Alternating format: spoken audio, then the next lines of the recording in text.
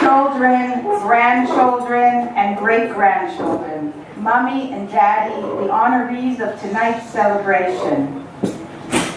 This evening I will speak in English so that the honorees of this celebration will understand all that is said.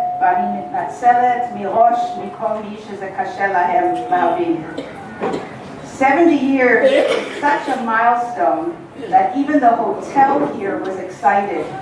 They had never had such a party here, and to be honest, I have never been the mistress of ceremonies at one, so I have no precedence and can do whatever I please.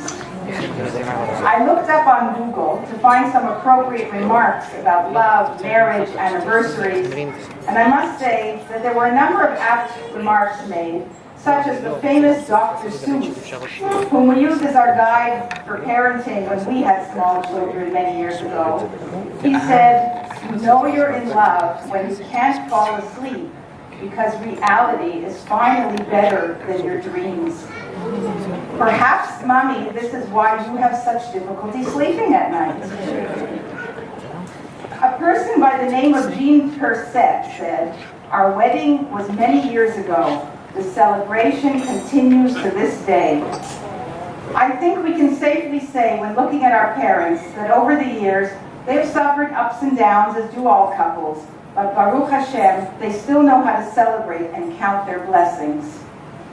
This evening we'll take a look at the history as a couple, starting out in Germany, moving to England, Canada, and finally Aliyah to Israel, where they now have living all of their tribe, including all their children, grandchildren, and great-grandchildren. Before we continue the evening, I'll let you all help yourself to the miznon, and then we'll sit down and continue with the program.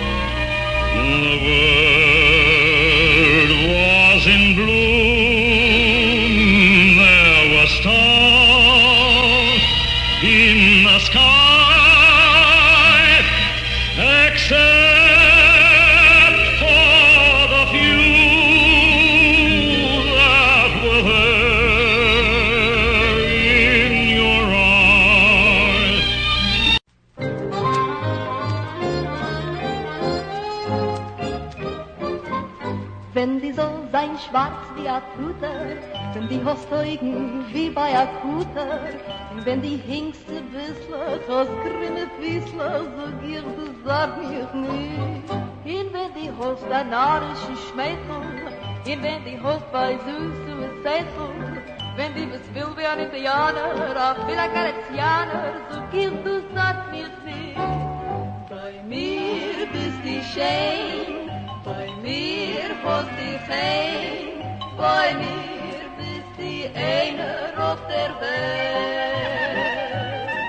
Bei mir bist die Gift, bei mir hast die Ich, bei mir bist die Feier in Geld.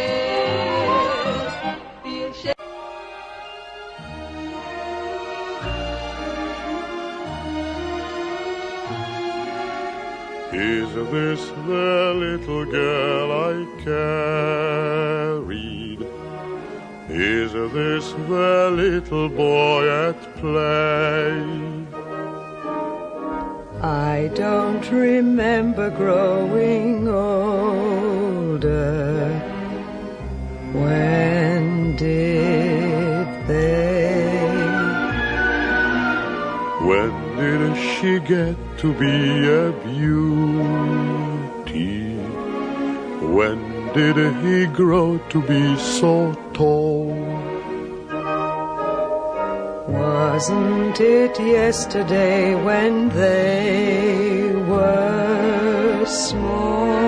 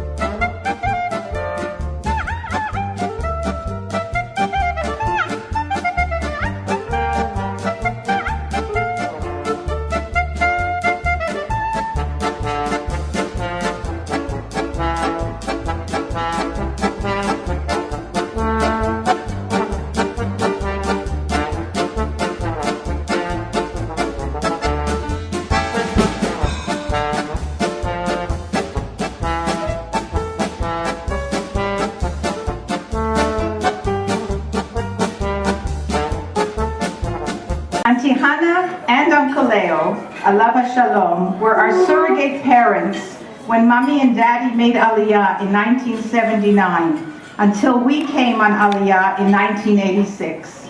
Later, they helped my husband George's parents to such a degree that when the Wilds made Aliyah, the Londons decided to come too. To this day, Auntie Hannah calls and visits not only the Londons, but anyone she knows who needs a smiling face and a kind word. Auntie Hannah? The 70th anniversary of a happy and blissful marriage that we all know. But we don't know how and where this love affair started. I don't know either. When Daphne asked me to say a few words, about 3 to 5 minutes, of what I remember from the early years of their friendship. I first hummed and hawed, but then I put my thinking cap on and some of the early memories came back to me. Eli and Gretel corrections please later. Samson Raphael Hirsch, Real School Lyceum in Frankfurt am Main, the school which we attended, was cleverly divided. On one side of the building, the boys' school, the other side, the girls' school. And in the middle were the halls, which were used by both boys and girls. Physics hall, choir hall, geography hall, etc. We, the girls, I remember, were very keen on having a job, like bringing in geography maps, taking them back again, arranging things in the physics room, etc. And if you were lucky, you could meet the opposite sex there. The boys also came. Sometimes did they lose something, maybe a kippah or something in the girls' school. So it was quite funny. The schoolyard was also divided by a large fence. But although there was a strict supervision, you could get a finger or two through the fence to put a note, a meeting place, or just maybe a love note to the other side. I do not know exactly when Eli and Gretel's friendship started. I will hear that of Eli later, the Hatan, who I'm sure will remember. I only know that they went together for 7 years before getting married. We even hired private postmen to deliver the mail. I went to Sandweg number 3 to put Gretel's letters into the mailbox. And Michael Saal, Eli's brother, delivered the letter into our box, Fischenstraße 10. It was quite an arrangement, but it worked. Bicycles. I don't know when Eli got his bicycle, but I do know that Gretel asked aunts, uncles, grandmothers to contribute 5 mark for her bat mitzvah present, so that she could buy a bicycle. I even remember the make. It was a Brennerball, a very good bicycle. These bicycles were used for meetings, outings in the Frankfurter Stadtwald, where they were once photographed with a description underneath. Guess whose bicycles are these? Just a description. So the friendship was no secret anymore. Both our fathers, Eli's fathers, my father, Saul, they knew about it. My class, my own class, was very fortunate to have Eli's father, munk70Jerusalem2013final, as our class teacher. We were 19 girls and we were all verknallt, I have to translate, crazy about him. He was a very handsome teacher. And when we went out on Tiolin, one of us was always allowed to hold his hand. We were fighting who it would be, and I said that I have priority because my sister is going out with his son. So I won. By that time, the situation in Germany, as we all know, was very serious, and Jews were immigrating fast. We too left Germany to England, via Holland, where we stayed 3 months. We were first in London, Shortly after, World War II had broken out. Eli was already by that time with his family in England and in the Gateshead Yeshiva. My father, who had already applied with the Home Office to open a factory, had a choice whether to go to Gateshead or Cardiff, both of which were called distressed areas. When he asked us two girls, where would we want to go? Well, the answer was swift and clear. Only Gateshead, because Eli is already there. The Rosh HaYeshiva was not too happy when learning about their going to movies together, etc. But my father had a way of cooling him down by employing some of his daughters who had difficulties getting jobs with Shabbos and Yom Tov. In those days, people were still working the Goyim on Shabbat. By that time, we were 17 people living in Gateshead, 221 Durham Road. Shortly after the Second World War broke out, our men, including my father, were sent to the Isle of Man, and the German refugees, as we were called, had to leave the coastal areas. I think the English were afraid we were spies and would give information if the Germans would invade. So where did we go? To Manchester, of course. Eli was already there, and he was of great help. By that time, we were 9 people in the family. Some of the family members had left for America. Eli found us the most luxurious in quotes, place at Mrs. Gloria. I am not going to describe her or her place. My mother did not forgive him for a long time for choosing such an elegant abode, and insisted still years later, that she had caught something there. We never found out what she had caught.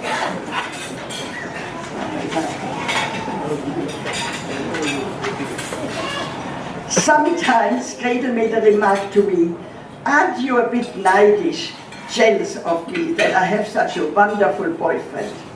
I was, but I didn't tell her. But I wasn't doing so bad myself at that time. I had some fleeting friendships, nothing permanent, but I was young. While we were still in Manchester, disaster struck when Eli was interned and shipped to Australia, without being able to notify Gretel. In the meantime, my father was released from the Isle of Man, and we were allowed to go back to Newcastle. He opened his factory with Gretel as his chief designer of gas mask cases, which we all had to wear. She received love letters from Eli, which were written on toilet paper. I remember that very well. And waited faithfully 3 years for his return. The period which Eli spent in Australia will be reminisced by his good friend, Mohutten Ernst Rosenblüt. The result of waiting we see today is 70 years of sheer bliss and happiness. May Hashem grant you many more years together with all your loved ones and in good health once again. I know that my dear Leon Sal would have loved to be at your celebration. And he's sorely missed, not only by me, but all who knew him and are here tonight. Also missed on such an evening by his brothers Joe and Michael Sal. I do not want to forget cousin Bertha Fischer, and the hotelist and best friend of Gretel, Lisa Rosenblüt. We know that they are all watching from above and send their bracha to Eli and Gretel. Mazal tov.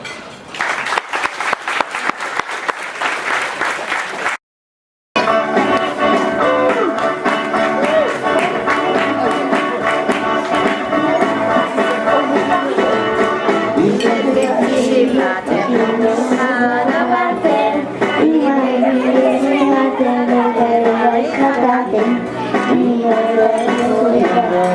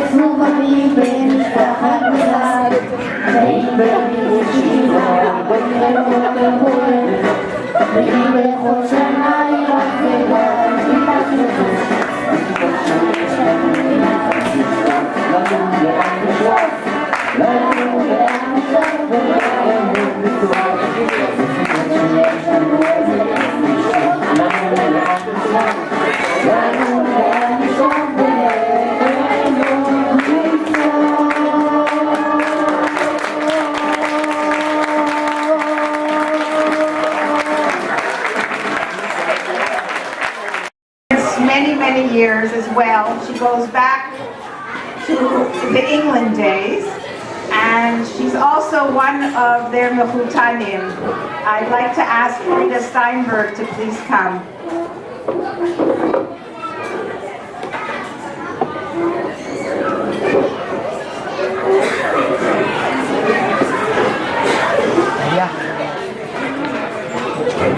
I've known the Munk and Meyer family since they first came to England, or I should say my family has known them. Ailey's parents came to Gateshead, where his mother was the cause of a puzzlement for the devout ladies. Is it or isn't it? Does she or doesn't she? The puzzle was settled when they realized that the sheitel she was wearing was silver grey, something quite unheard of. And the Meyer family didn't live in Gateshead. They came to Newcastle, where my parents lived, and Mr. Meyer and Mr. Gerstel established, as you heard from Hannah, a factory for making bags. Later gas mask cases. They were known by the name of Zip and Grock. Why Zip and Grock? Because you were asked, do you want a bag with a zip, or do you want a mock crocodile? Now, I don't really know who gave that name, but I have a shrewd idea it was my father. I do know, however, positively, that Mr. Meyer and Mr. Gerstel could always be called upon to come to the other side of town where my parents lived, from where they lived, to make up a minyan. They were the only two strictly Orthodox Jews in the company of all the, as we called them, the refugees who came over at the time. Later, Eli and Gretel went to Canada, and let's fast forward to the 1970s, when Ruthie and Michael were friendly with my daughter and son-in-law in Canada, Ilan and Stanley Emerson. Ruthie told Ilana that her sister Judy is going to Israel. Ilana said, "Oh, interesting. I have a brother in Israel who's a student. He's in Jerusalem. Also, this is Danny's number. This is Judy's number." It took no time for Mazel Tov wishes to go from Israel to Newcastle to Mrs. Meyer, Mr. Meyer from my mother, to Canada, back to Jerusalem. No time at all.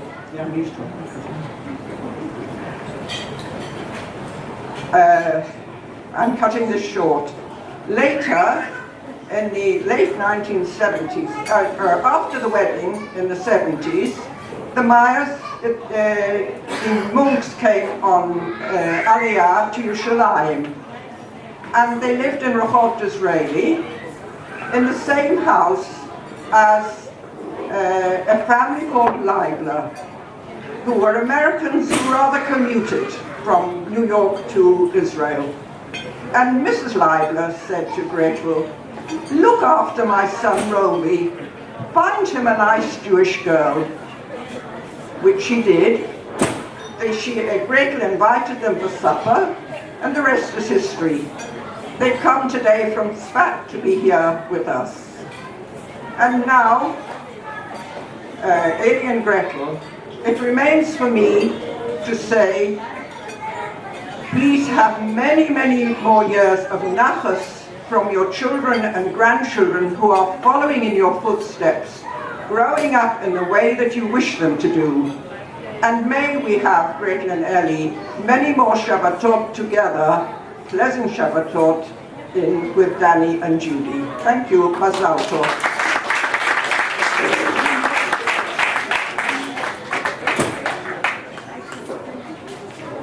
Thank you. The next country of residence is, well, it was already mentioned, England, and we're continuing with England.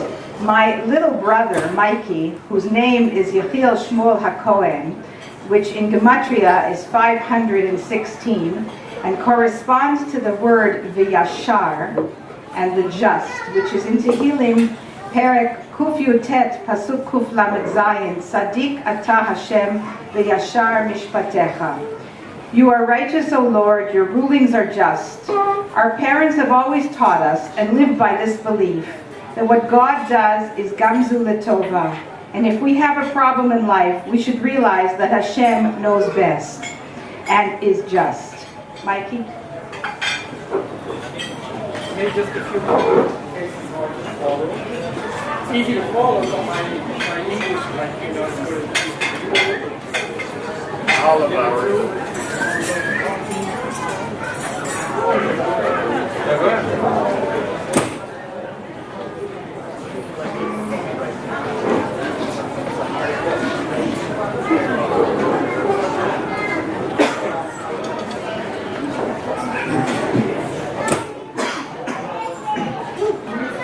Okay.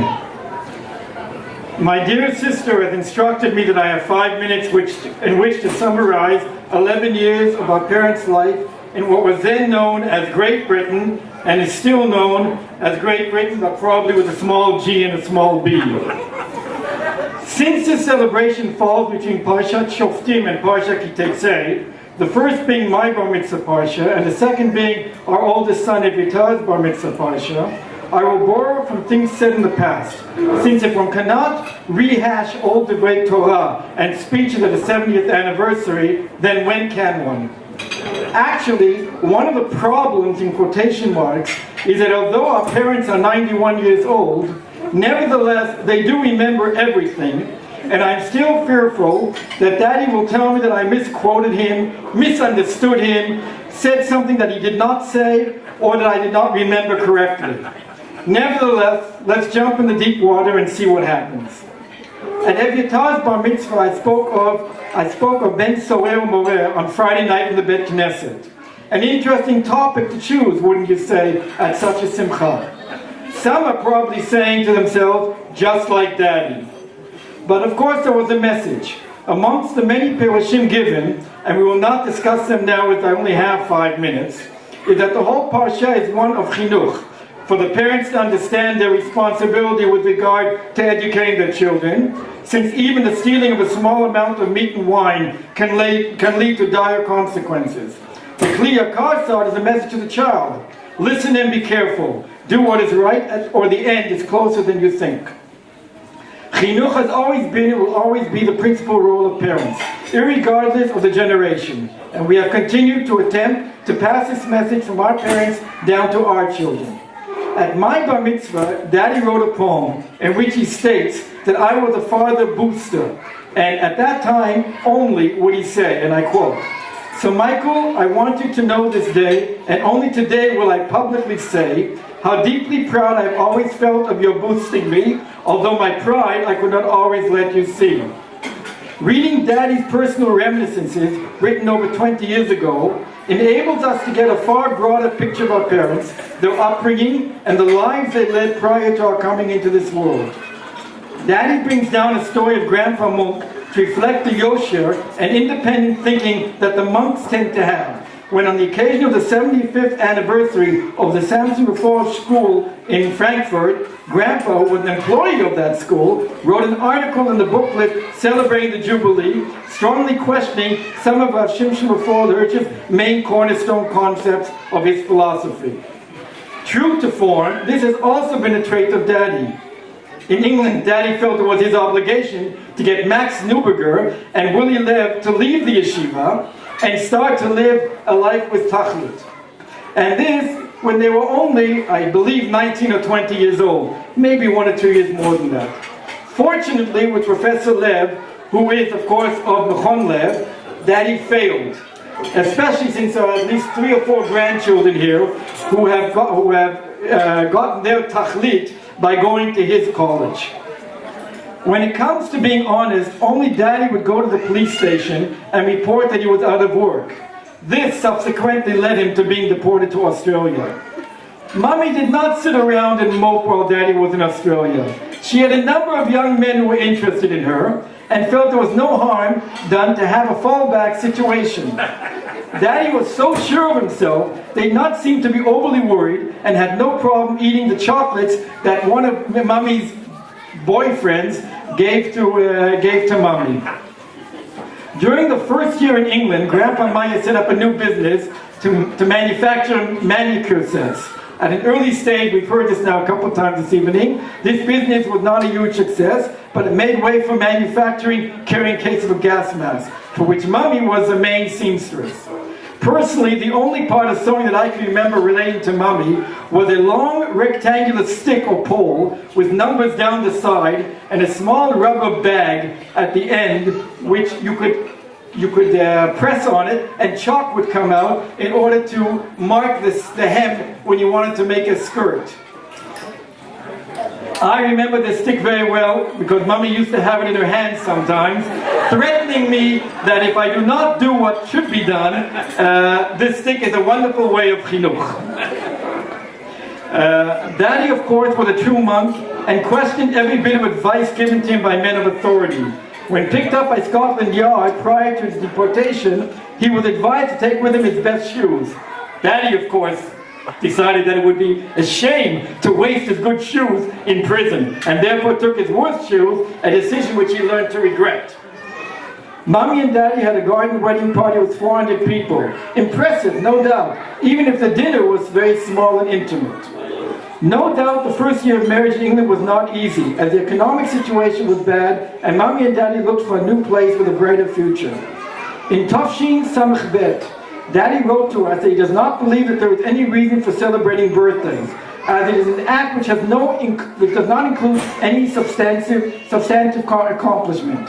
On the other hand, anniversaries are to be celebrated as long as one can look back and reflect on a life of doing and achieving, which of course we can do tonight.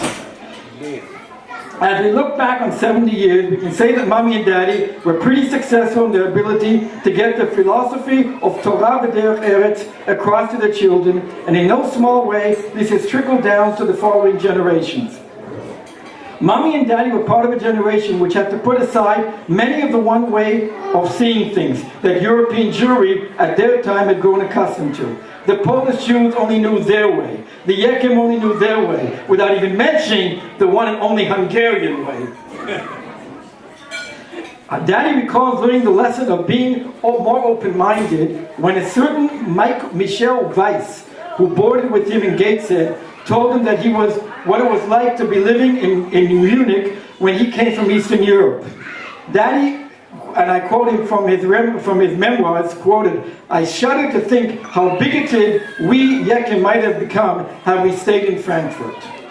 Daddy has remained outspoken all his life and has rarely fled from making his opinion known, even if the consequences were not always positive. This is a yosher he learned from his father and has tried to pass on to us. Mommy, on the other side, has always been the practical one and has achieved some small success. You will note I previously said that he rarely fled from saying his opinion. I did not say never. That Mommy sometimes succeeded in reducing the directness of Daddy's comments. However, both have always backed the other and had the strength to go forward to new challenges, new country, new businesses, etc. In my bar mitzvah drasha, I spoke of Ir Miklat, the city set up for accidental murderers. I spoke of the need in life to learn, to search ever deeper to understand the Torah and the mitzvot. It is difficult to understand the punishment of the accidental murderer who must go to the city even if there is no relative who wishes to avenge his death. It is difficult to understand the connection between the freedom from the city with the death of the Kohen Gadol. Therefore, we must forever search deeper and deeper to understand all the Sodot of Torah. The lesson both of our parents have instilled within us is the search for the truth. Daddy always told me, Lo Baishan Lomed, and Mommy has shown us this over the years, especially here in Israel, as she continuously questions Daddy each and every week on different subjects in the Parsha. So this evening I'm going to make an alteration to the poem Daddy wrote 46 years ago. I am still a booster of our father, but I'm also a booster of our mother. And I will quote another line from the poem that was sent to this day. I hope in future years to deserve to be your example after you had opportunity ample to emulate men of greater accomplishment. This then will be the greatest compliment. This I can proudly confirm you have both achieved from all your children, grandchildren, and great-grandchildren. Yeah.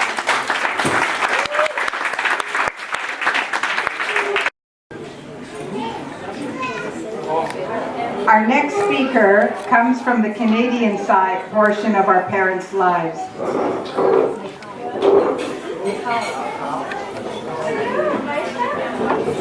She and her husband Paul, Halacha Shalom, davened in the same shul, Clanton Park, and we as children used to spend many a Shabbat meal together and also go to Bnei Akiva together.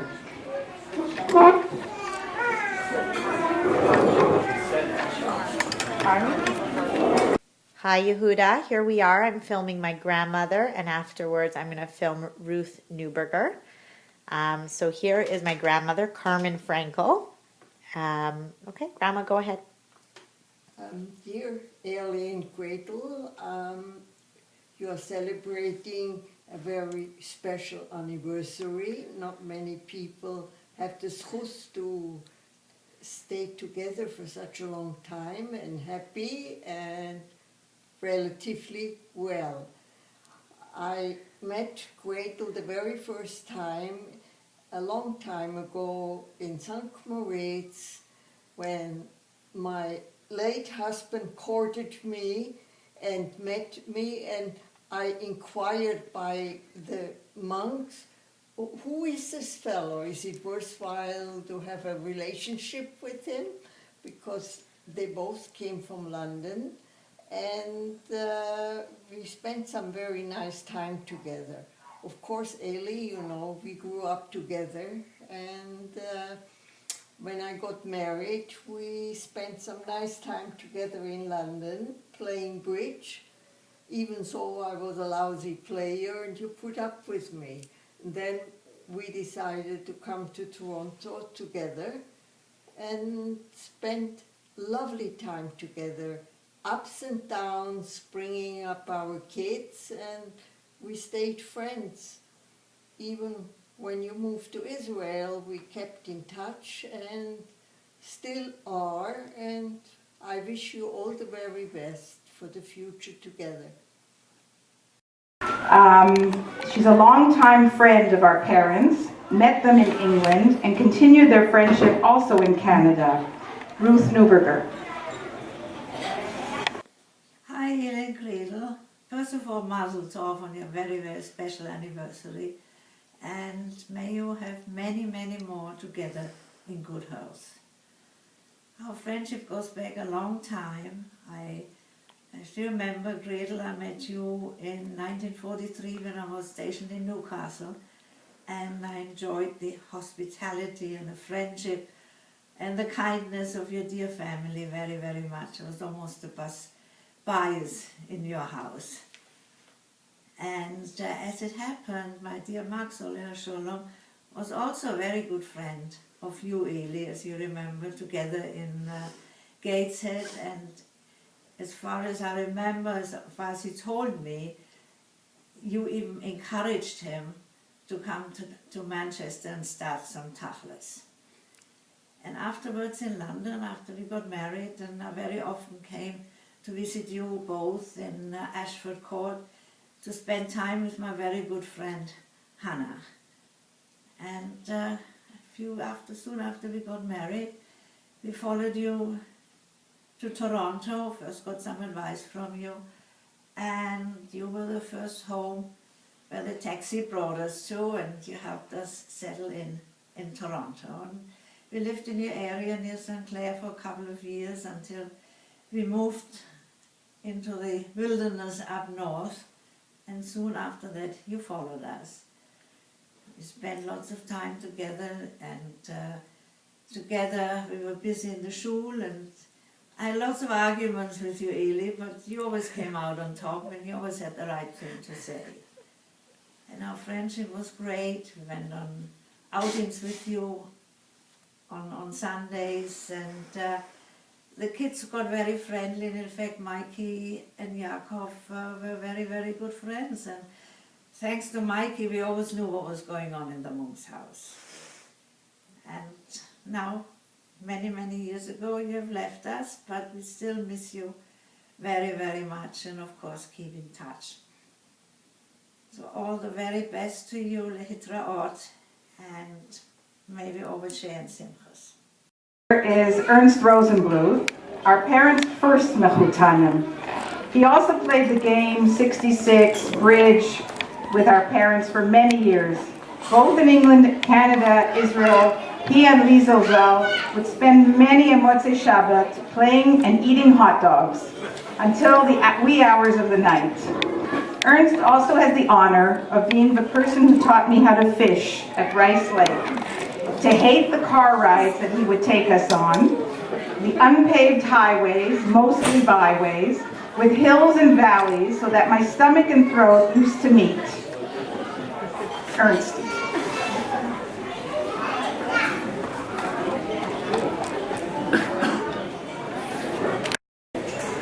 We all are here to celebrate a but rarely occurring fate, which we all want to duplicate, but rarely are so fortunate.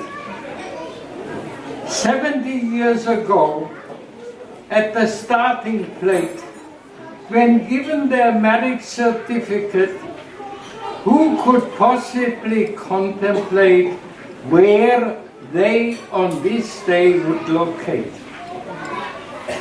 to what countries they would gravitate, and what generations would create how Eli become a heavyweight and all the authors he would translate. And who can fully appreciate Gretel's devotion, early and late, to improving her family's fate by her constant concern, affectionate? I think back how they did fabricate a Leviathan elaborate on Queen Esther's Purim date. Magnificent, absolutely first rate. Can anybody really sublimate hearing the shofar's call modulate and its clarion sound penetrate the desert air to reverberate? And when at Delphos we would situate Eli this time very high up situate, on the public rank penultimate, with clarion horn would fascinate. How it was I who seemed appropriate to act as Eli's learning mate, how only he could inculcate some learning into this featherweight. So let me no further procrastinate by ending this one-sided debate, and by wishing Eli and his first-rate mate many healthy, happy years interminate. Mazal tov.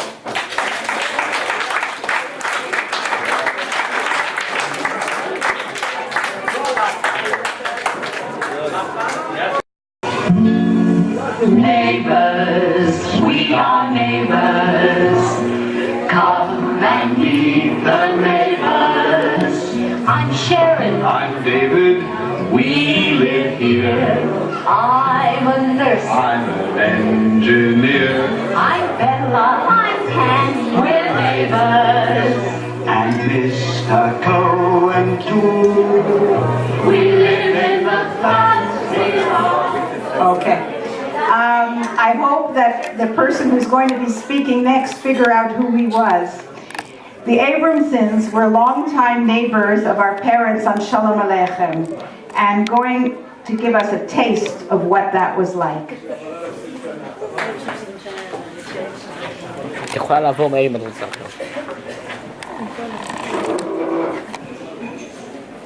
In order to give you a taste of what that was like, I would not be doing the right thing if I didn't use Dvar Torah to talk about the kind of neighborliness that we had with monks. It's actually there are two important mitzvot in this parsha, Ki Tetzei. The first one is Hashavat Avedah. You have to return the lost objects to the owners. The Shalah, which Mr. Munk, by the way, I think so far I'm the only person who's referring to the monks as Mr. Munk and Mrs. Munk. Mrs. Munk once said to Miriam, my wife, "Call me Gretel."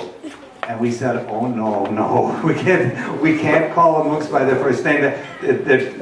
As I'll tell you in a minute, they really became parents for us. So you don't call your parents by their first name. So it's still Mr. Munk and Mrs. Munk. We can't change that. Maybe in another 90 years, but so the first mitzvah is Hashavat Avedah, returning the lost object. The Shalah, which Mr. Munk translated, among all of his other titles that he translated, says that there's a kal v'chomer in the question of Hashavat Avedah. The Shalah says that if the Torah commands us to return lost physical objects, how much more does it want us to return things which are even more important than physical objects to their owner? The example the Shalah gives is the Torah itself. To return the Torah to those people who haven't had a chance to learn, or some Jew who has perhaps left his learning and left his observance. That's the kind of Hashavat Avedah of something that's even more important than the seh, or the animal that was lost. I have to tell you In all of those 23 years that we lived next door to the Munks, Mr. Munk and Mrs. Munk never stopped performing that mitzvah of Hashavat Avedah for Miriam and me. Miriam and I are real Americans. Miriam actually technically was born in Europe but came to America as a baby. And I go way back in the United States. But all of that rich European tradition of learning and the kind of deep Jewish life that it produced was lost to us. We really had no connection with it at all. But boy, did the monks fill us in on that. On my probably hundreds of walks with Mr. Munk back from Maariv, I heard the most wonderful stories of his family, of the communities in Europe. I heard the most enlightening perushim on the Torah. I heard about the special Yeki ways, always with some kidding, but rooted in the deep seriousness of the German Jewish tradition. And on those special Shabbatot, when the monks invited us for a meal, and we were privileged to be with them, once again, we absorbed what we had never had, what was lost to our families. That special feeling of Torah going back generations within the Munk family. The humor, the unbelievable Haknasat Orchim and Mrs. Munk. I have to thank you for that warmth and that openness and that special feeling that your home was our home.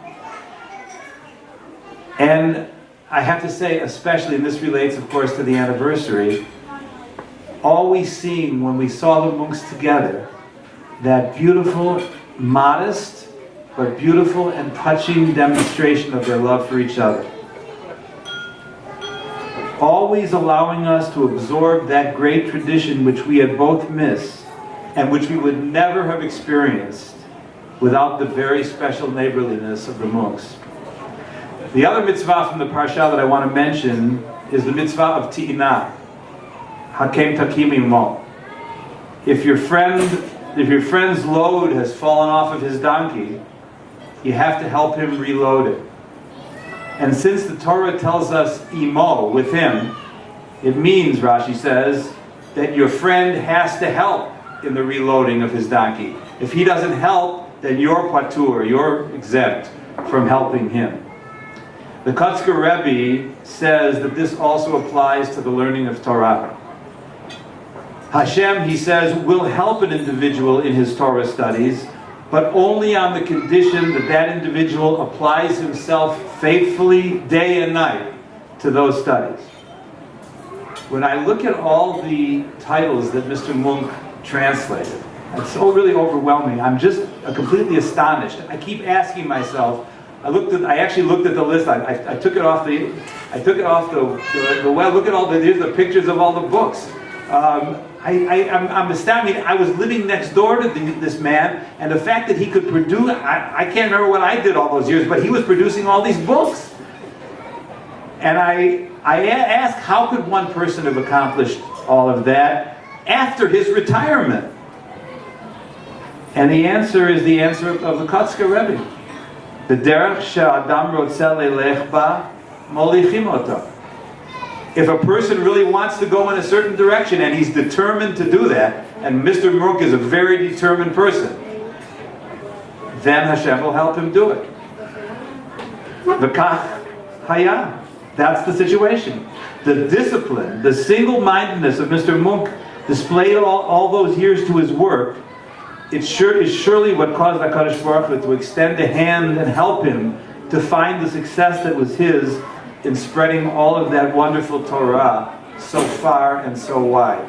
I still remember Mr. Munk packing up his suitcase, getting on a plane, renting a car, driving to Florida, going to the bookstores, getting the books in the stores. And he wasn't trying to make $1 million in this. He was trying to get the Torah out there for English speakers who could not learn the Shalah or all of the other wonderful perushim that he translated. So to our wonderful, wonderful neighbors, and we really still think of you as neighbors even though we live in the same place, thank you. The Tanchuma says Tov latzadik, tov l'shchena. It's good for the tzaddik, and it's good for his neighbor. Those shvatim, those tribes who were situated near Moshe Rabbeinu and Aaron HaKohen, benefited immensely in their learning and their Torah observance. Miriam and I can honestly say that our spiritual life and our social life benefited no less from HaKadosh Baruch Hu placing the monks next door to us, so that we could learn from them, replace for ourselves what our families had lost, and to fall in love with the best neighbors that anyone could possibly have. Mazal tov, thanks. The resident poet in the family has moved a generation to George, my husband of over 40 years. Mommy requested of him to write a poem, even though she admitted that's very difficult to understand at first delivery, and usually requires sitting afterward at home and opening all the footnotes. George, who in Hebrew is Yitzchak Moshe, 553 in Gematria, corresponding to the phrase in Kohelet, Perek Aleph, Pasuk Tet Zayin, Chachma v'da'at, of which he has an abundance. So it is appropriate that what he writes is deep, so deep, so deep.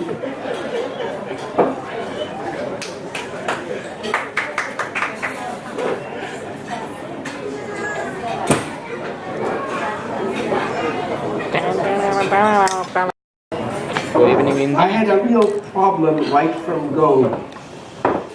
And it actually occurred just about 10 years ago. I cannot supersede or even try to match, and I say it humbly, the depth and significance of my poem for your 60th anniversary. So I tried Dr. Google and did some seeking, and found many an idea or saying worthy of repeating. It fits into my general rule of building on others' foundations and developing things further from personal commendations. Couples who've been married for 7 decades, it's swell. And even 80th anniversaries have been recorded as well. Some revealed secrets to a long marriage: have a good row every day, and if he avers, finish it with, "You're right, dear," and all ends okay. You have to get along. Always say, "I love you," don't ever miss. And never go to bed or get up in the morning without a kiss. To our celebrity couple, I don't think either secret applies. So I searched for other ideas and found some foolish, some wise. All the world's a stage, and all the men and women merely players. And one man in his time plays many parts, his acts being 7 stages. This misquote from the bard, I hope you'll realize, is my introduction to present before your eyes a sample of verse from some who you admire, to capture their style. That is what I aspire. Now that sounds familiar to some people. It's a quote from Daniel and Julius Schellebrokers in 1978. I got it at home, but I didn't write it down here.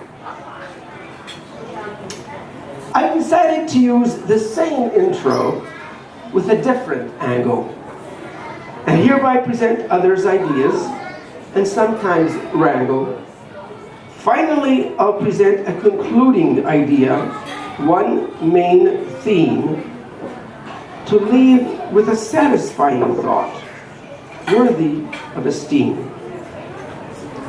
What is past is prologue, so said the bard. But he also said other words, with an outlook most hard.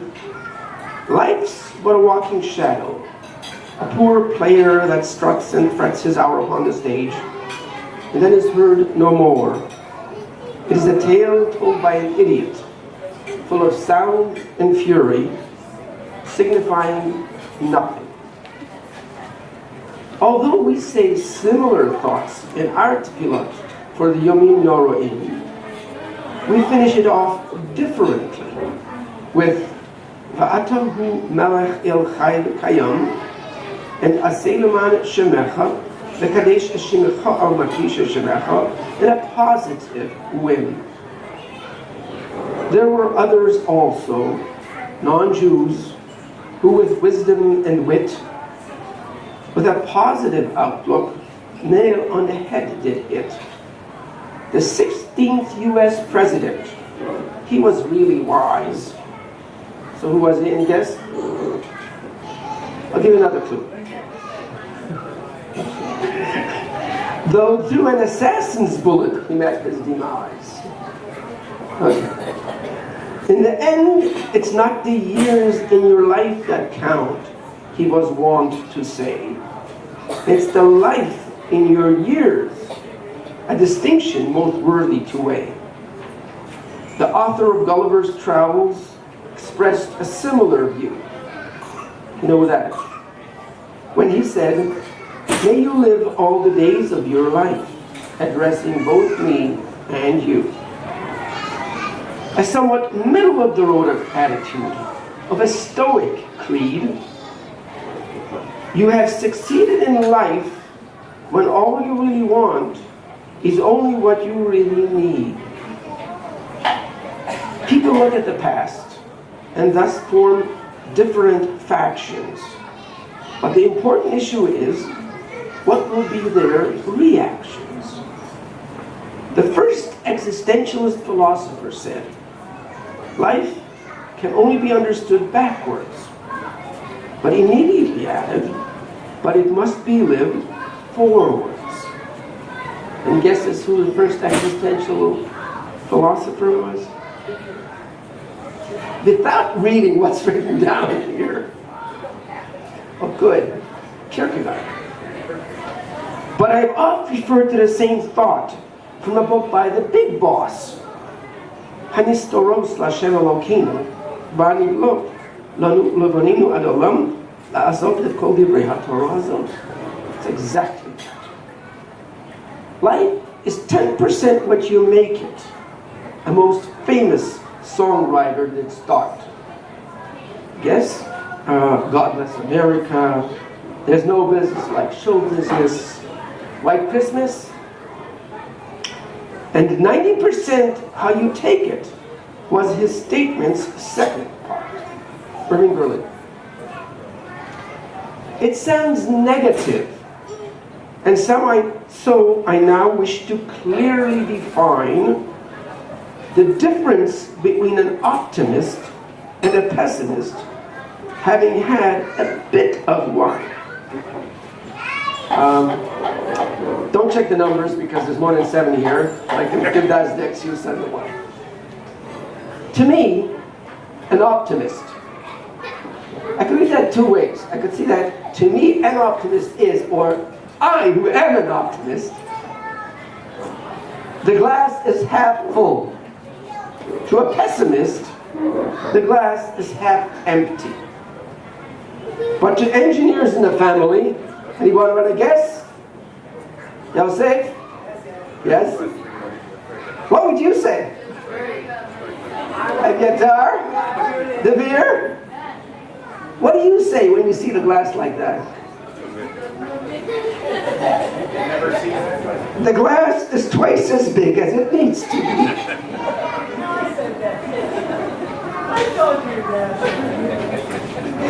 So although a great philosopher said, trying to be kind, the greatest discovery of my generation is that a human being can alter his life by altering his attitudes of mind. That's William James. I'm not sure I should mention who said the following, nor examine the context she said it in. Oh, she had her own thing. She wrote Gigi. What a wonderful life I've had. I only wish I'd realized it sooner. So let's just treat it superficially without a high-level tuner. That was Colette, and we don't want to talk about her. Some of you heard Naomi's presentation at a London family event. I liked it very much, so to you hearing it, I'll briefly present. When Esav met Yaakov in Parshat Vayishlach, he said, Yesh li Rav, in a tone so majestic. For the people who like gematrias, how much is Rav? Which is Hamon Hamon, for anyone who knows a little arithmetic. I don't have to do that because you can all do that arithmetic in your head. I've heard enough phrases about Miriam when she did that in the beginning. So clearly half of Rav is still a lot. But she continued even further. So what was Yaakov's response to put his brother in order? Half of a lot is only 50, as the numbers do show. Rav was 202. Haman was 101. Half of 101 is 50.5, but that's close enough to 50. But Yaakov said, Yesh li kol, I've got it all, and did not feel in spirit's love. So do not look at the 1 liter bottle and see that 750 mils of it are bare. Look at the same situation and see 250 mils are still there. Adopt the London Cup idea. Enjoy life and fully live it. And especially if it's a single malt scotch, like 15-year Glenlivet. By all means, accumulate the wisdom of those who've acquired chachma, something like Datsukenim, and continue to transmit it to others as a life masima. It too is in agreement, Daddy, with what you've expressed often, but the requirements to reach that conclusion I wish somewhat to soften. I believe with the right attitudes of mind, anyone can be a sage. No need to wait until chronologically 70 to reach a specific age. When Pirkei Avot says, Ben Shivim L'Seiva, could it perhaps mean Keven Shivim, or perhaps Keven Seveim to Seiva? Similar to the Haggadah of Pesach, where Rabbi Elazar ben Azariah said, Harayani Keven Shivim. For Seva can mean white-haired head or white hoary head, but could be not related to soveya, to satisfaction. Instead, both of you, as well as we, do indeed have a lot about which to be satisfied. We can all say Baruch Hashem and truly feel, mean it inside.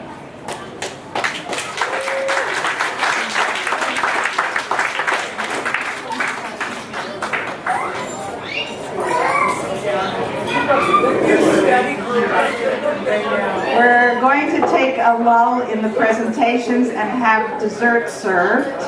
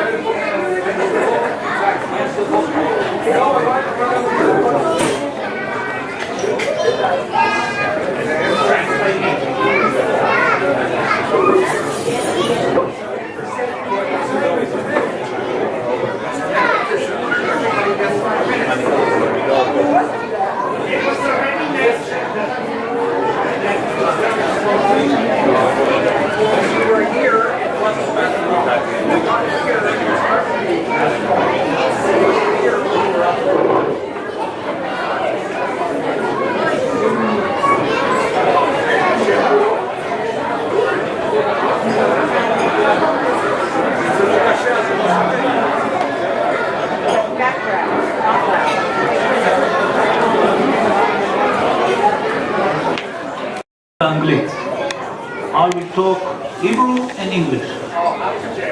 נתחיל בעברית. First Hebrew. ונעבור לאנגלית. Then English. בעברית בואו נשיר. באנגלית let's sing a song. סימן טוב ומזל טוב ומזל טוב.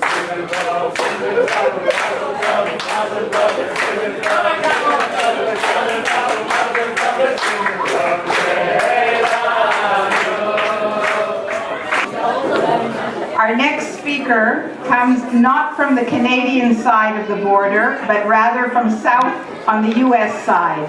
Wow. Heinz and Rosie Baum became very good friends of our parents and shared many happy occasions together and wanted to wish Mazal Tov. Go. Eli, Mazel Tov on your anniversary. We have very little space to make this video on my machine, so it has to be very short. We have lots of beautiful memories of you and Gretel, especially the letter you sent from Hawaii talking about the Ribono Shel Olam's nature. I still have that letter, still have beautiful memories of our first visit to Toronto when you took us to eat chicken livers and later on at sofas to have that stuffed mills which are not allowed to be fed to animals today. But just have a wonderful, wonderful anniversary at Meir Ve'esrim together with your beautiful family. Amen. Gretel and Eli, I want to add one little thing. When we had bar mitzvah for the boys many, many years ago, the two of you came down specially from Toronto to celebrate with us. At that time we didn't have any family, and you really were part of our family. You still are. And stay well together. All the best. Mazel tov, love to all the children and grandchildren and great-grandchildren and everybody else. Bye-bye. Special regards to Hannah. לשבור מוסכמות ועם סליחה לאמא, זה יהיה בעברית. I've taken a lot of poetic license, you will תכף understand why. ואלו פרשיות הזוג מונק ו70 שנות נישואיהם. בראשית הייתה גלויה שנשלחה בפרנקפורט לגרטל מאייר על ידי בחור שזהותו אינה ידועה עד היום. היה נוח לאבא ואמא להיפגש בעזרת דודמו מייקל ז"ל, השליח המסור. כאשר הזוג לא התעסק בלך לך ביער, הם טיילו באופניים. וירא לאמא גרטל בחלום, והנה היא חובקת תאומים ולידה אבא. בחיי, אפילו שרה אימנו לא קיבלה את הבשורה דרך חלום. ומכאן מתחילות תולדות הזוג משנת 1938 והלאה. ויצא משפחת מונק מגרמניה לאנגליה. וישלח גרני מאייר את גרמפה ג'וסף להולנד, וכך נוצלה בעזרת השם המשפחה. וישבו שתי המשפחות באנגליה, אחת בלונדון והשנייה בגייטסד ליד ניוקאסל. מקץ שנתיים נשלחו אבא וארנסט רוזנבלוט לאוסטרליה, כיוון שהגיעו מארץ אויב במרכאות. ויוגשו עתירות לממשלת בריטניה אודות העוול שנעשה לפליטים היהודים, וישוחררו ממאסר. בתום התקופה בדאון אנדר חזר אבא לגרטל, ויאהבו אחד את השני, ויתחתנו, ויחי הזוג בלונדון. ואלו שמות בני הזוג: רותי, דפנה, יהודית ומיכאל. ואירע להם תינוקת בכורה, אני, והפכה אותם למשפחה. המצב הכלכלי לאחר המלחמה היה ירוד. העולם החדש קרא להם בואו. ויהי בשלח אבא את מזלו מעבר לים, וישתנה המצב לטובה. יתרו נע של טורונטו על ניו יורק היה מבוסס בחלקו על הסכם להגר יחד עם פול וקרמן, בת דודתו של אבא. קודם לכך ויתר אבא על לימודי משפטים. כאשר נכשל ניסיונו בבגרות באנגלית בגלל הזמן הקצר שנשאר עד הבחינה לאחר שהגיע לאנגליה. עולם העסקים הציג אתגר, ומזמנו החופשי הרוויח עולם התורה, וזה נכון עד היום. התרומה של אמא לכלכלת הבית התבסס על עבודת תפירה, שעבורה קיבלה סכום פעוט לפי פריט, ולי היא תפרה בגדי בובות ייחודיים. גם עולם הדת בקנדה הציב אתגרים. תצווה הרב הורוביץ מפרנקפורט, שעל אבא לעבור מתפילה בנוסח אשכנז לנוסח ספרד, עקב המחיצה בבית הכנסת. ויהי כי תישא אבא למכירה 3 סטים של אנציקלופדיה בשבוע אחד, ויחלה הקריירה שלו כסוחר. כן, פעם ילדים לא הייתה ויקיפדיה בכל בית. ויקהלו היהודים מדרום טורונטו לאזור בו אנחנו גרנו, ויגיעו פיקודי המניין בברנסייד לכ100 איש בשבת, ברוך השם. גם המשפחה התברכה בלידתה של דפנה, הקנדית הראשונה, ויקרב סוף הריונה השלישית של אמא, ויקרא סוכן הנדל"ן להורים לחפש דיור משופר. סב השעה כיוון לבית בסוף רחוב דה קווינסי. ויהי בשנה השמינית לחיי, נולדו בעזרת השם התאומים אלו מהחלום, Michael and Judy, known as the twins. ויסבירו לי את ההבחנה בין תאומים זהים ותאומים אחים. כלומר ההבדל בין אישה שתזריע משתי ביצים לזו מביצה אחת. בעזרת מייקל.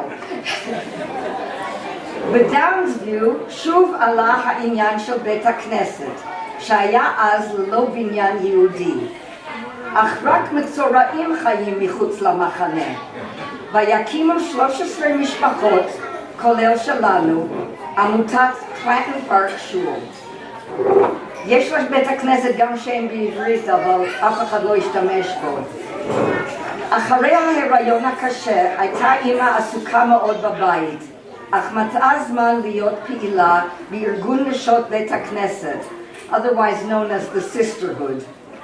ויתפנה אבא לארגן את המורים היהודים לדרישה של פנסיה, כמה עדכני, ויאמר להם קדושים תהיו.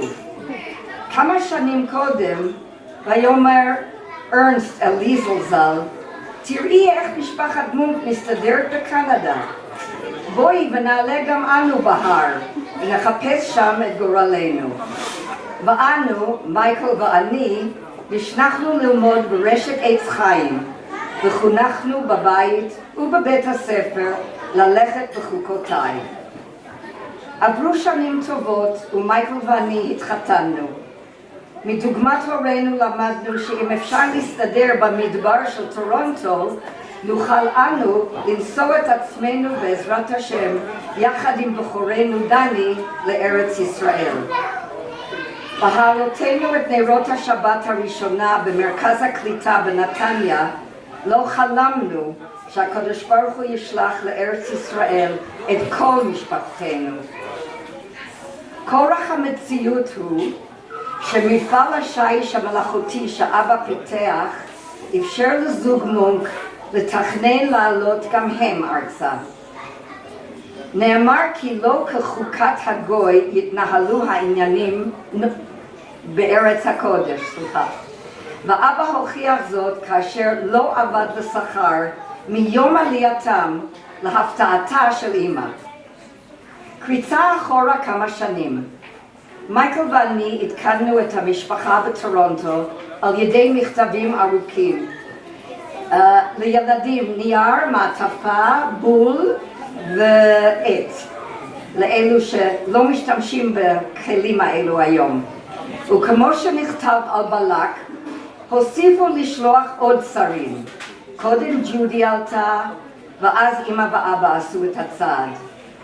ואתם, הורים יקרים, בהגיעכם לארץ המובטחת, הפכתם לקנאים בנושא העלייה.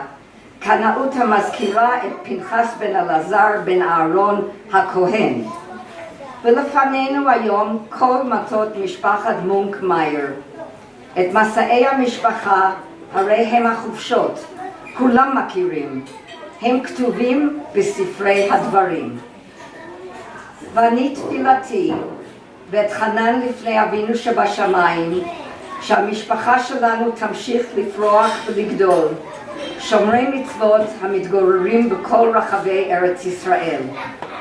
לפי המדרשים, עקב תשמעון, מתייחס לפרס שהקדוש ברוך הוא נותן לאלו ההולכים בדרכיו.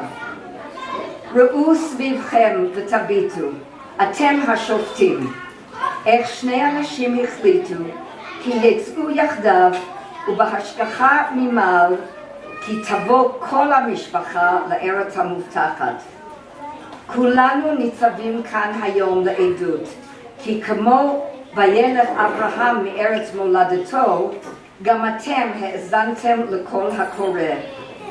וזאת הברכה אשר ברך הקדוש ברוך הוא אתכם, אבא ואמא. חיים ארוכים, בריאות, צלילות הדעת, עושר ואהבה משפחתית, עם הילדים, הנכדים והנינים, משפחה וחברים מסביב.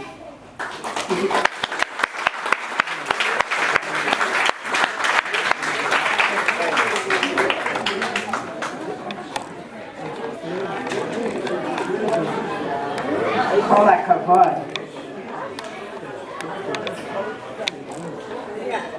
The last speaker for this evening is our father, grandfather, great-grandfather, brother-in-law, mechutin, and friend.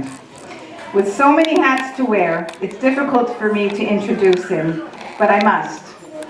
Daddy is speaking both for himself and Mommy, so I am really introducing Saba Rabba Eliyahu, V'Savta Rabba Gretel, which once again, in Gematria, is 1,240, or the Pasuk in Tehillim from Shir Hamalot, Kuf Kaf He, Pasuk Dalet, Heitiva Hashem latovim v'layesharim belibotam, which for our purposes I will translate that the Almighty does good for the good ones and to the upright in heart.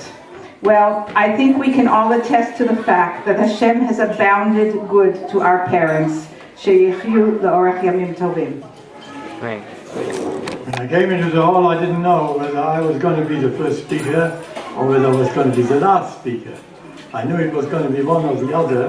If I had been the first speaker, obviously it would have been part of my task to welcome you all, to thank you for having come. But in the meantime, since I'm the last speaker, I can save that because you've all been made welcome, the guy left and right. The reason that I chose Daphne to be the master of ceremonies tonight is because at our first public simcha at Michael's Bar Mitzvah, 46 years ago this week, I called upon Daphne to be the master of ceremony.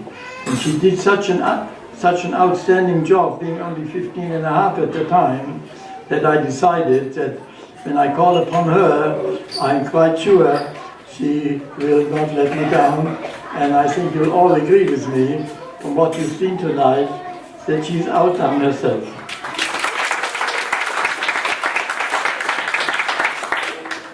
Now, I'll take a little longer than usual for several reasons.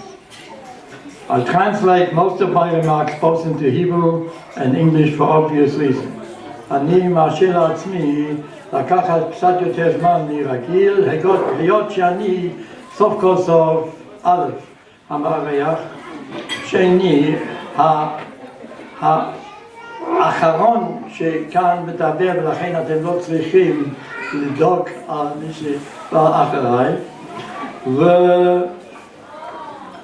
וסבתא גרטל אמרה לי שאני מדבר גם כן בשמה, ולכן אני יכול לקחת 2 דקות עבור כל דקה אחת. והיא אמרה לי שמה שאני אומר שגם בשמה, ובמקרה שאני אומר אפילו מילה אחת שהיא לא מסכימה, היא יגידה שהיא לא הסכימה. To repeat that Gretel told me that I speak in her name also, and in the event that I would say something that she doesn't agree with, she will not be afraid of letting you know. 10 years ago, at our 60th anniversary, I concentrated on two merits that my late father could be proud of on that occasion. לפני 10 שנים, בשמחת של 60 שנה של נישואים, אני דיברתי על שני זכויות שאבא ז"ל זכה דבר יוצא מן הכלל. א', שכל הצאצאים שלו עד הדור החמישי הולכים בדרכו, לא כמו יעקב שהוא ביקש לא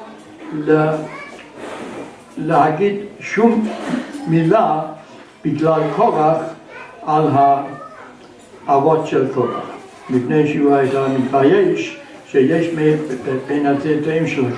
שנית, כל הצאצאים של אבא ז"ל חיו כבר בארץ ישראל, ועד היום המצב הזה ברוך השם לא השתנה. I concentrated 10 years ago on our 60th anniversary on two zchuyot that my father Oliver Sholem enjoyed, which are most unusual. Number one, every one of his descendants that were alive until the 5th generation was following in his derech, and secondly, all of his descendants lived in Eretz HaKdosha. Today, I want to explore a different dimension altogether. Many of you know that I'm a great chassid of Google, and that I always tell people the only thing that Google cannot supply is chavruta. But chutz mizeh, I take a lot of information from Google. One of those 10 years ago was that I asked them how many people are zocheh to have a 60th anniversary. And the answer was 1 in 4,500. So as our 70th anniversary approached, I, of course, turned to Google again and wanted to know how many are zocheh to have a 70th anniversary. And the answer came back, there are no statistics on that subject. But I found short biographies of certain couples that did have a 70th anniversary. And I was curious to find out if I can find a tzata shaveh, if I can find something common, at least for the males in all these couples that reached the 70th anniversary, that gives us an idea about what I would call siyata d'shmaya. Everybody knows that the Gemara in Sotah begins by saying that Harim Yom Lefnei Kodem B'Sirat Avlat Bat Kol Machezet Bat Ploni LePloni. The Gemara in Sotah says that 40 days before the fetus has even been completed, a heavenly voice calls out, the daughter of so-and-so will be a fit wife for so-and-so. Obviously, that raises the question, which I will deal with in Yetzer Hashem 2 weeks from now, is there absolutely no free will in the choice of your mate? But the important thing here, for the time being, is that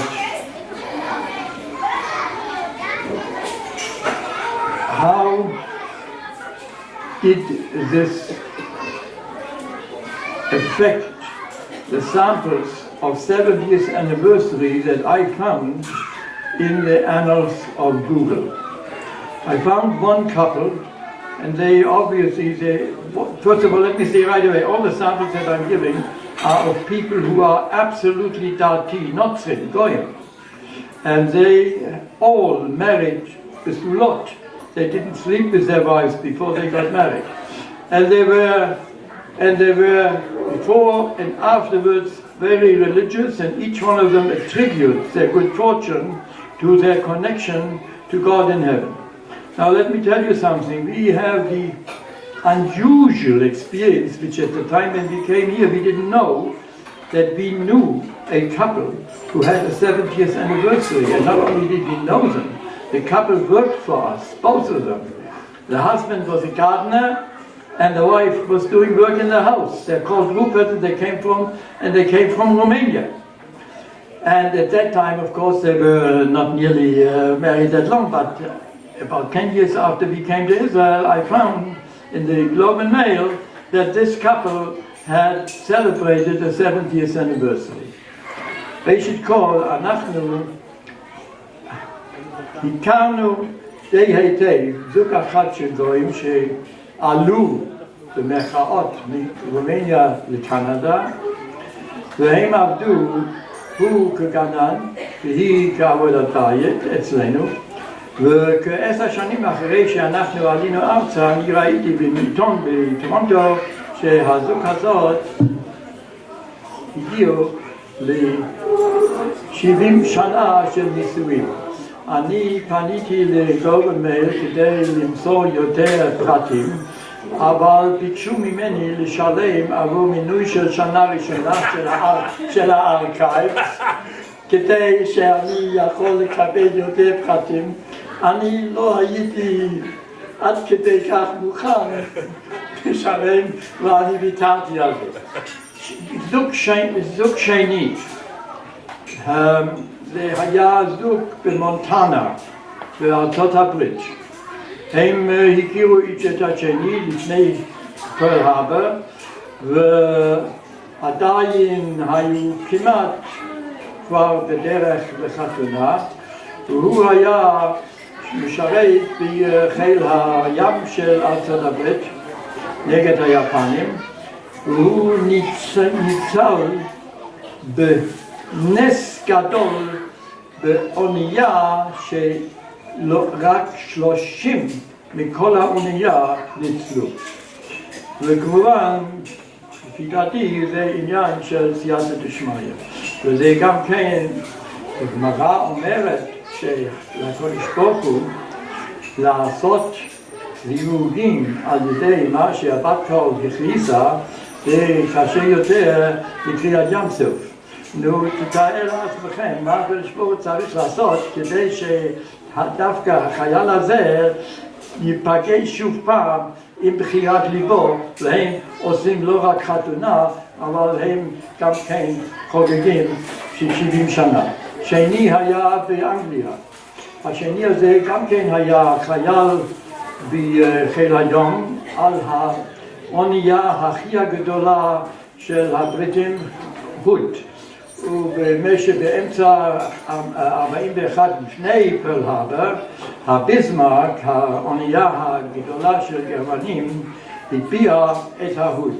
וכל האנשים על ההוד, כולם נטבעו בים, אף אחד לא ניצל. אז השאלה, איך החייל הזה ניצל?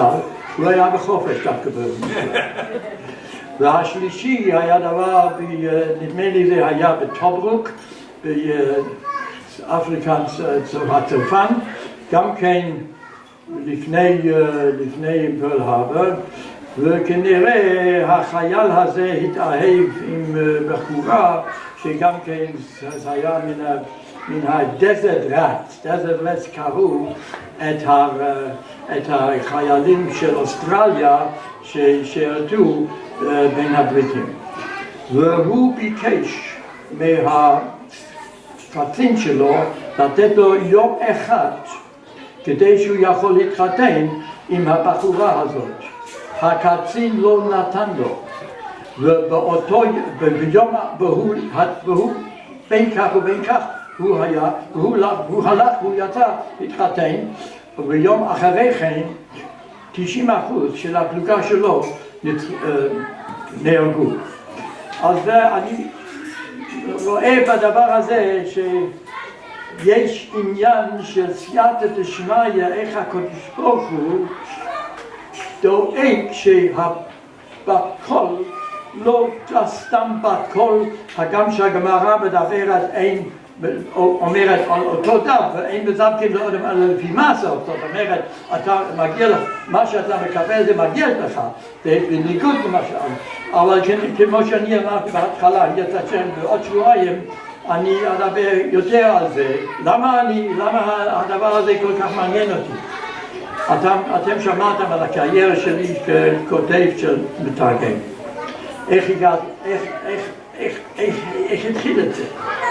אני רציתי לדבר בחתונה של אחי יוסף, עולף השלום, היה בשנה 59, זאת אומרת לפני כמעט 75 שנים. ואת הנושא שבחרתי היה סוד הזיווג. ואני דווקא רציתי לדעת איך לתרגם את הגמרא שאומרת את העניין של בחירה או לא בחירה, באמת לא שאלה, זה זוג ראשון. אז זאת אומרת, אם אנחנו מדברים על הבת קול זה זיווג ראשון, ומה שמגיע לך אין מזבחין זה זיווג שני, אבל השאלה אצלי הייתה, מה זאת אומרת זיווג שני? כמה בני אדם יש להם זיווג שני? ולכן ראיתי על הגיליון של העין יעקב, עקדה כ"ב, את המילים האלה. אני לא ידעתי מה זה עקדה. אני הייתי בלונדון, ולמזלי, על המדפים של אבא היו סט של עקדת יצחק, ואני מצאתי שם משהו שהיה מאוד מעניין אותי, ואני חשבתי שהאדם הזה, אם הוא כתב 2100 עמוד של תורה, בטח שאני לא מצאתי את הדבר היחיד שכל כך מעניין. כאשר אבא היה נפטר ב-12 שנה אחרי כן, אני ביקשתי לשלוח לי לטורונטו את הסט של עקדת יצחק. והתחלתי ללמוד בעקדת יצחק. ואני הגעתי למסקנה שהיות שאפילו בוגרי ישיבה אינם יודעים מי זה יצחק החמה, אז כדאי לתרגם את זה אם יבוא זמן כאשר אני יכול לשבת בלי לדאוג על פרנסה. זה לא הגיע עד עוד 8 שנים אחרי כן. בינתיים אני מצאתי הרבה דברים שהיו מאוד חשובים בעיניי, וכמובן אני רק דאגתי על הספר הזה, רק על הספר הזה. ואני זוכר כאשר אני שלחתי 2 פרקים לרב נחום רבינוביץ', ואמרתי לו בדעתי לתרגם את זה, אבל לא לתרגם את הכל, מפני שאם אני מתרגם את הכל זה יהיה 4,000 עמוד, ומי יקנה את זה, אפילו לא ספרייה. וקיבלתי תשובה שהוא חושב, ואני הצעתי שאני מקצר את זה ל1,000 עמוד. אז הוא הציע ש250 עמוד מספיק. ואני, ראשית כל אני לא העזתי אפילו לדלג שום מילה של הראשון. וכאשר אני השלמתי, אני שלחתי את הספר לאחי יוסף, וביקשתי ממנו שמישהו יכתב על הספר הזה. האדם הזה שכתב, הוא היה עורך דין בלונדון, מפורסם, הארי שמר, יכול להיות שמישהו מכיר את השם, ובין היתר הוא כתב איך מעז מונק לדלג על אף מילה של ראשון. כאשר אני קראתי את זה, שיוסף שלח לי, אני אמרתי לי, תגיד לאדם הזה שאם הוא לא רוצה לראות כעם הארץ דאורייתא, אז הוא לא יכתוב מה שהוא כתב, מפני שהגמרא אומרת שאפילו במקומות שקוראים את התורה עם תרגום, מילה מילה, יש דברים שאסור לתרגם, כמו למשל חלק של אהרון בעניין של עגל. וכמובן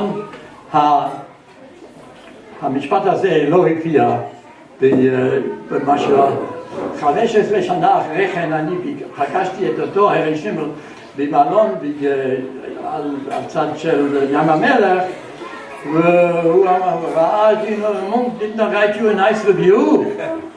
I said, כן, אבל didn't I save you a big בושה?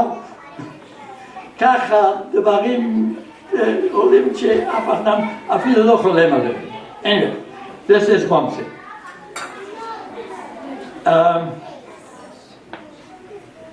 We talk about Siyata Ishmaya. I gave you examples of some Goyim who had the 70th anniversary. I have sitting here with me my good friend who showed you that he can still compose poems like he used to do 50 and 60 and 70 years ago. And we were on the Dunera on a ship to Australia. The second day out from Liverpool, we were hit by a torpedo which did not explode. 2.5 years later, on the way back from Australia, on a boat which had survived the First World War, very slow boat, and my chevre that saw that boat, and it was called Themistocles. So that, oh yeah, this ship is going to bring us back to England? So I said to them, optimist that I am, you're not looking at it the right way. You know, George showed you that the Indian of a half a glass, or full or not, or another, or you can do away with half, and that don't need the second half altogether. Now, my attitude was this: if the Themistocles, which is a Greek word, you know, if it survived the First World War, I'm quite sure it has a chazakah, and it will also survive this voyage.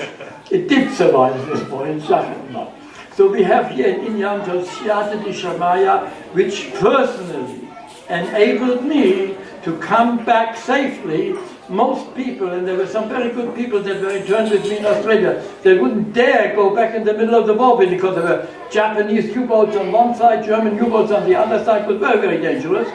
And I decided that even if Gretel would wait for me, I don't know whether she can stand up to her father, because her father said, when is this war going to end? Is he going to come back? Oh, I feel maybe he'll never want to come back. So I decided that I better come back while the going is good. Now, I want to show you something here that I used to make poems also. And to show that I'm not completely beyond the pale, I have chosen an adaptation. Uzi made a very, very good adaptation to all the Parashat in the Shavua and so on and so forth. I've chosen something a little different. And we say the Perek Tishim Tefillah LeMoshe every Shabbat morning, as you know. And in that Perek Tilim, David HaMelech gives a very sort of negative description of Olam Hazeh in our lives here. Yemei Shnotenu Bahem 70 Shana, Ve'im Bigvurot 80 Shana. Ve'Rabam Amal Ba'amen, V'Gas Rish V'Naufo. The days of our years are 70. And if by reason of strength they be 80 years, yet is their strength labor and sorrow, for it is soon cut off, and we fly away. Now, that you cannot take this literally is very simple, because how old was Moshe Rabbeinu when he wrote this? He was already past 80. He wrote this at the time when the Mishkan was being inaugurated. In other words, he was already at least 81 years old. So let me read a few lines about what I'm thinking about here when we are celebrating this. 70 years and 10 of married life is marvelous when devoid of strife. However, if 70 years pass without any alienation, a lifetime has been spent without the joy of reconciliation. Gretel and I did not invite you to lecture you on marriage bliss, nor to suggest strife which ends with a hug and kiss. We have come here to share with you in thanksgiving to Hashem, who has granted us in full measure what we asked of Him as two people's greatest pleasure, to age gracefully together, surrounded by well-turned-out progeny, feeling secure that we leave something worthwhile to posterity. So just to show you that if necessary, I can still put together a few lines.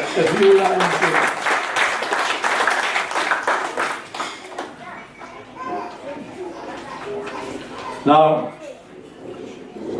first of all, I want to say publicly that the finest compliment Gretel and I have received in our 70 years of married life is that we are a cool set of grandparents.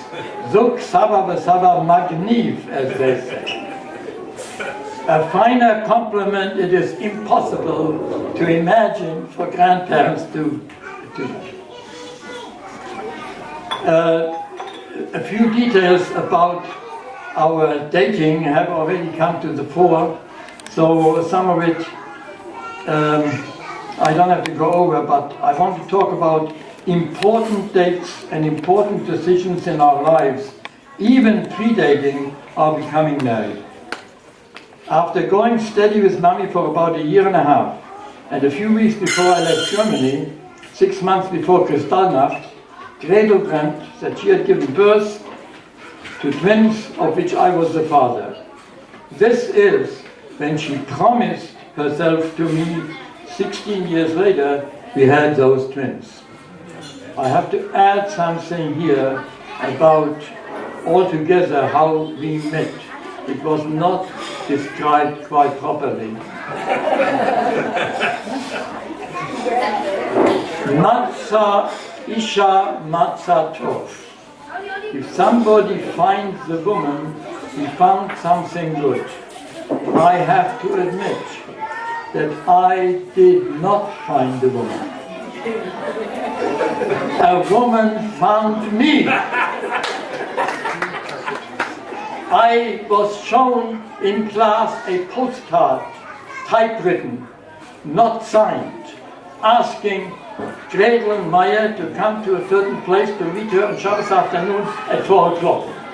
And the person that gave it to me was under the impression that I must have been the one who wrote that postcard. I didn't even know who Gretel Meyer was. It didn't occur to me. But as you know me, I'm a sort of a cute person who's very nosy. So I wrote back that I haven't got a clue, but I'm willing to hide myself someplace on Shabbos afternoon at 4 o'clock to see who is it that wrote that postcard. This is how our entire get-together, altogether, everything else was more or less correct. But I did not find Gretel. And all my life, since I never looked at anybody else, I can say there are very, very few people who, in 91 years at a time when dating and so on and so forth, so not something that was forbidden, that I have never, ever found the need to date or something like that. Next. This has also been taken care of already, how we got to Gateshead and everything and so on and so forth. I should say one thing. You have taken a look at our invitation. And you notice that we have on our invitation, in the middle, the invitation to our wedding. I have to tell you a story concerning this Gretel Stupa. About, I don't know, 6 years ago, 5 years ago, when I decided to become a Toshav Keva, the Ministry of Interior insisted that I become a Jew. I had all kinds of proof that I was not only a Jew, that I was a Marzei, yeshiva here and there and so on and so forth, but they insisted, okay. And they also insisted that I bring a birth certificate in original. When I brought the birth certificate in the original, it was of course German. They said, well, who is Germany? So I said, just a minute. I mean, first of all, you put me to the trouble of producing this birth certificate in the original. Now, according to Jewish law, what Beth Din can accept this as proof of anything? Because in order to have Shnei Eidim, that I had Brit Milah, these Shnei Eidim would have to be well to this day, and they would have to obviously be Jewish, and they would have to know all of these things and so on and so forth. So the ministry said, that is the law here, you have to go to the rabbinate, and I had to make an appointment, pay 250 shekel in order to get an interview, and I had an interview with the Dayan. I was fortunate that the secretary of the Dayan was a Rabbi Feuchtwanger, whose father had been learning with me in Australia, and he knew about that. But at any rate, so I took along Gretel's ketubah, and the Dayan takes a look at the ketubah and he says, is this the ketubah of your first wife? What are you asking? But after 2 minutes, the penny dropped. That man had never seen a ketubah which was written 65 years ago in England and attested to by witnesses, which of course in the meantime are in Olam Haba, and so on and so forth. So I realized he was really very much on the ball. At any rate, I became a Jew in triplicate, so don't worry about me anymore. So Gretel's ketubah was alright, everything was alright, children are alright. Now, major joint decisions. That's a very important thing in a successful marriage. And I want to list a few. It was said here that we left England because Parnassah in England after the war was very difficult. That's not the reason we left England. I made a good Parnassah in England. On the contrary, the question was, why give up a good Parnassah when in Canada you know nobody, you haven't had an education and so on and so forth. But at that time when we decided, as soon as we get a British passport, to leave England, America supplied the population of Berlin with food because it was completely encircled by the Russians and they didn't let anything in, and it looked like the Third World War would be just around the corner. And Gretel said to me, if you want more children, I have to be in a place which is a little safer. So I said, you know something, the God that HaKadosh Baruch Hu gave me Parnassah here will also give me Parnassah there. So okay, I agreed, and we went. And we looked for one couple, like you heard from my cousin Carmen. They came with us, and we went to Toronto. And how did we go to Toronto? I had met in an internment camp the Rabbi Dr. David Ox, who was a doctorate, and he was also a Hasidic rabbi. And he spoke twice, I heard him twice, and he impressed me. And he was by that time rabbi in Toronto. So I sent him a letter. And I said, Rabbi Ox, you don't know me, but I've heard you speak twice and you impressed me. And I know that Toronto has 50,000 Jews, not like today when it has 250,000 Jews. But I'd like to know, what kind of Jews do you have in Toronto? Do you have Chinuch? Do you have Kashrut? And do you have Taharat HaMishpacha? Back comes a letter that we have these three things, and we even have a Tzirei Agudat Yisrael. And by the sound of your letter, you might be an asset to the community. This is what decided us to go to Toronto, and we have had a blessing fulfilled that nobody that I know had fulfilled so. At the Waterloo station in London, when my father, Oliver Scholem, saw us off, was Parshas Miketz. The blessing he gave us is the blessing that Joseph gave to Binyamin when he saw Binyamin after 22 years of absence. Elokim yochnecho beni.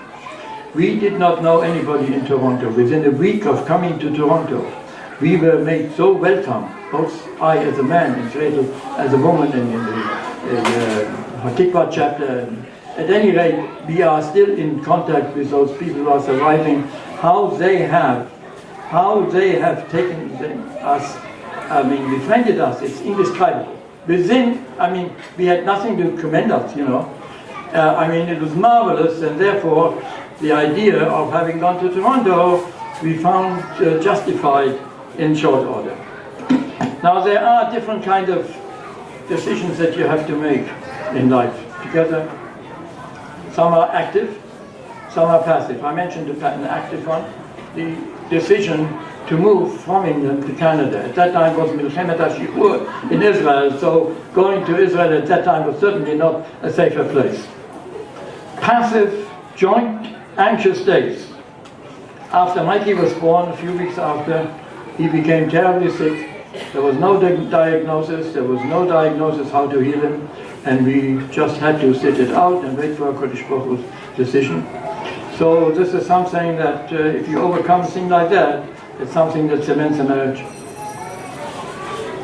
And when he came eventually to our Aliyah, the major credit goes to Gretel. And she told me after I worked 16 years as a sales manager for a good friend of mine, if you want to be able to make Aliyah before you retire, you have to be independent. So although we didn't have any money and I had to take up a second mortgage, I decided that we have to do that, and you all know, Baruch Hashem, it bore fruit. But these decisions were made. Now, to end the evening, I wish to say Edward Torah. Rabbi Abramson was kind enough to exaggerate what he had heard from me in the way of Divrei Torah over the years. So I'll just say a little Dvar Torah. One of the most baffling statements, especially for people in our age group, is the following, made by Rabbi Yaakov in the 4th chapter of Pirkei Avot, to whom several statements are attributed there. Aleph, Olam hazeh ze rak prosdo l'olam haba. Beit, Yafa sha'a achat shel kol haruach ba'olam haba mikol chayei ha'olam hazeh. Did he have people of our age in mind, who might want to remain on this earth longer and put off the good life in Olam Haba longer? How did he know? Did he ever come back from there? Did he meet somebody who came back from Olam Haba? Why did no one ever come back from Olam Haba? Well, there could be two reasons. Either because it's so much better, or because they don't sell return tickets. Perhaps there is a hint of the answer in his very name, Yaakov. When the original Yaakov prayed for deliverance before meeting Esau, after an absence of 35 years, since he had cheated him, he said the following: "Katonti mikol hachasidim mikol ha'emet asher asita et avdecha, ki b'makli avarti et hayaden hazeh, v'ata hayiti lishnei machanot." I'm not worthy of all the favors and all the fulfillment of promises you've granted your servant. For I crossed this river Jordan with only a walking stick, and now I have become two camps. Anyone reading this must understand it as a prayer of unreserved thanks to God for all the unexpected favors received. About 30 years later, the same Yaakov, of whom the Torah writes that in Egypt he for the first time actually lived in the true sense of the word, Vayechi Yaakov be'eretz Mitzrayim. What does he say to Pharaoh when Pharaoh asked him, how old are you? Yemei shenei megurai 30 u'ma'at shana. Ma'at v'ra'im hayu yemei shnei chayai, v'lo hisigu et yemei shnei chayei avotai b'yemei megureihem. The years of sojournings, my sojournings on earth are 130 years. The years of my life were few and bad, and did not measure up to the years of my forefathers' lives and their sojournings. How do we reconcile these two statements of Yaakov? Especially when in the second one he complains to God in the hearing of Pharaoh. It is not my intention to answer this question here, except by saying that during the 35 years that Gretel and I have enjoyed the privilege of living in Yerushalayim, Ir HaKodesh. We have experienced a korach ruach, a serenity, the like of which we have never known before, as a result of which it is difficult for us to understand why Rabbi Yaakov dismisses korach ruach in this world as being so negligible as to make our whole lives only as standing in line for Olam Haba. We can only echo the first statement of Yaakov Avinu as expressing our deepest feeling of gratitude to HaKadosh Baruch Hu as having granted us so much more than either of us could ever have asked for in our prayers. Thank you very much, and thank you very much for sharing this with us.